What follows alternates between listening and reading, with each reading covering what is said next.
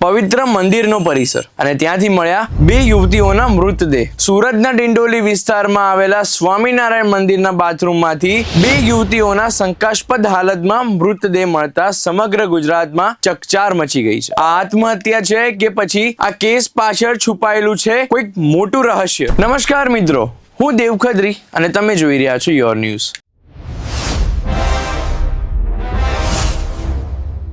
સુરત શહેરના ડિંડોલી વિસ્તારમાં આવેલા સણિયા કણદે રોડ પર સ્થિત આત્મીય સંસ્કારધામ સ્વામિનારાયણ મંદિરમાંથી બે યુવતીઓના શંકાસ્પદ હાલતમાં મૃતદેહ મળી આવતા સમગ્ર વિસ્તારમાં હડકંપ મચી ગયો છે। મંદિર જેવા પવિત્ર સ્થળે બનેલી આ ઘટનાએ લોકોમાં ભારે ચર્ચા અને તર્ક વિતર્ક ઉભા કર્યા છે। મળતી માહિતી મુજબ ઉધના વિસ્તારમાં આવેલી સિટીઝન કોલેજમાં અભ્યાસ કરતી બે યુવતીઓ સવારે રાબેતા મુજબ ઘરેથી કોલેજ જવા માટે નીકળી હતી। મૃતક યુવતીઓની ઓળખ 18 વર્ષીય રોશની શરદ શિરસાટ અને 20 વર્ષીય જોશના અતુલ ચૌધરી તરીકે થાય છે। બપોર સુધી બંને યુવતીઓ ઘરે પરત ન ફરતા પરિવારજનો ચિંતિત બન્યા હતા। પરિવારજનો દ્વારા વારંવાર ફોન કરવાનો પ્રયાસ કરવામાં આવ્યો હતો, પરંતુ કોઈ જવાબ મળ્યો ન હતો। ત્યારબાદ પરિવારજનો દ્વારા યુવતીઓને શોધખોળ શરૂ કરવામાં આવી હતી। આ દરમિયાન પોલીસે ટેકનિકલ તપાસ શરૂ કરી અને લોકેશનના આધારે તપાસ આગળ ધરાવી અને ત્યારબાદ જે માહિતી સામે આવી તે ચોંકાવનારી હતી।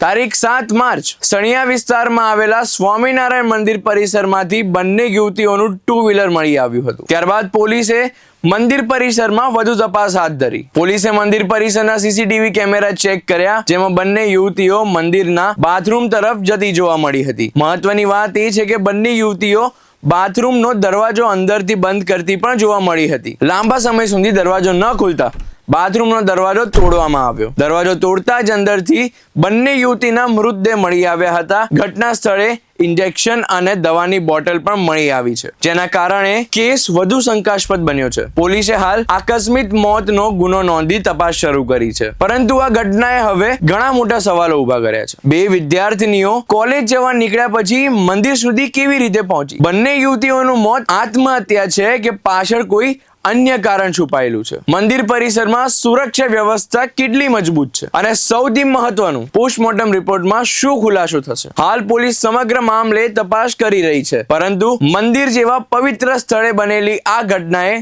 અનેક પ્રશ્નો ઉભા કર્યા છે। આ કેસમાં સાચી હકીકત શું છે તે હવે પોલીસ તપાસ અને પોસ્ટમોર્ટમ રિપોર્ટ બાદ જ સ્પષ્ટ થશે। આ ઘટનાને લઈને તમારું શું મત છે? આ આત્મહત્યા છે કે પછી આ કેસમાં કોઈ મોટું રહસ્ય છુપાયેલું છે? તમારો અભિપ્રાય અમને કોમેન્ટમાં જરૂરથી જણાવજો। આ વાત સાચી અને મહત્વની ખબરો માટે જોડાયેલા રહો યોર ન્યૂઝ સાથે। હું દેવ ખત્રી, ધન્યવાદ।